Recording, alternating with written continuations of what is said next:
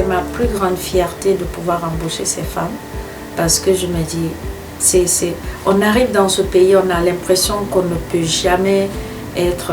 Il y a beaucoup qui me demandent même comment, how did you do, comment tu as fait assis, parce que c'est pas évident d'avoir ce courage de se lancer, démissionner du centre francophone de Toronto. Je me dis quand même, j'ai un emploi stable et tout ça, mais il faut le faire.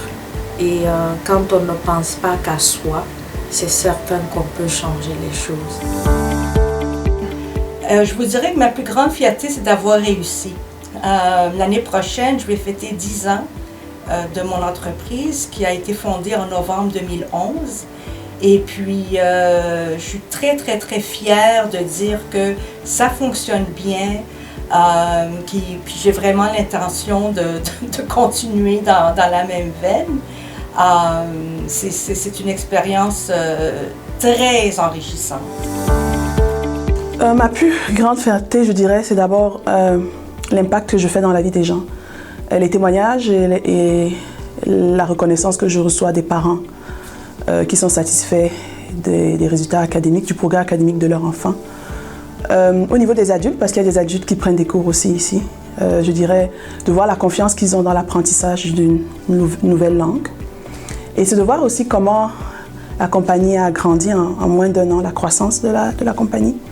Et tout cet impact positif se traduit par des différentes récompenses que j'ai reçues de différents organismes. Comme cette année, j'ai reçu 2 nominations. Le premier du Conseil de développement économique de l'Alberta, dont j'ai reçu le prix du jeune entrepreneur de l'année 2019. Et présentement, en cours, j'ai reçu aussi une nomination de la Chambre de Leduc, la Chambre de commerce de Leduc. Ma plus grande fierté, c'est que mes livres sont bien acceptés, les gens les aiment, qu'ils soient autochtones ou non. Et ça me montre que j'ai trouvé le bon processus. Parce que si j'avais réalisé les livres sans la participation active des aînés, je ne pense pas que je serais où je suis. Ma plus grande fierté, c'est de voir qu'aujourd'hui, je peux être la voix des sans-voix. Spécialement en Alberta, être parajuriste ou agent juridique, c'est un peu, puisqu'on n'appartient pas au Law Society.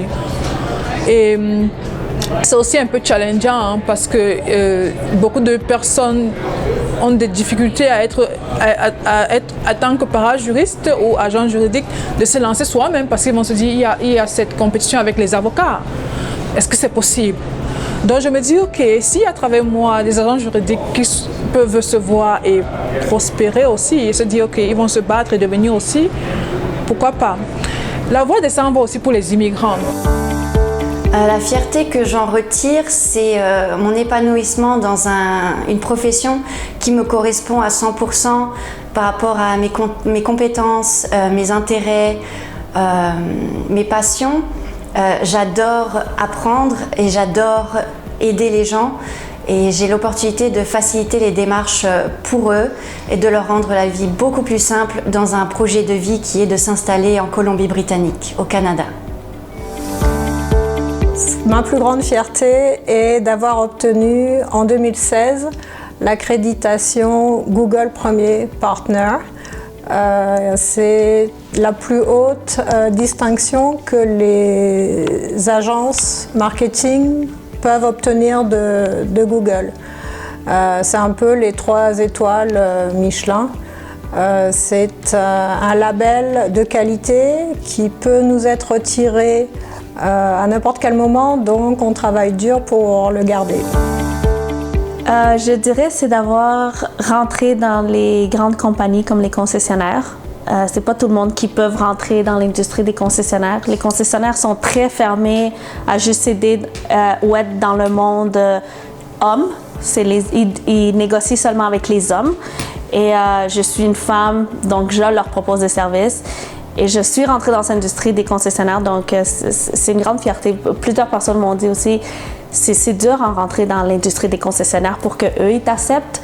Et voilà, je suis une femme, que je suis rentrée dans l'industrie de l'homme. Et je pense que c'est une grande fierté. Je Je me rappelle notamment, j'ai fait une de mes plus grandes fiertés, j'ai fait un atelier avec un camp d'été. Et puis au début, il y avait un petit garçon. On m'avait dit que ce petit garçon-là, il est très timide en fait. De ne pas m'offenser si jamais je vois qu'il ne participe pas à mes activités. Et au fur et à mesure des jours, c'était sur un camp qui était sur 5 jours. Et au fur et à mesure des jours, je voyais qu'il s'intéressait de plus en plus. Mais comme lui aussi, il avait sa petite fierté, il ne venait pas vers moi.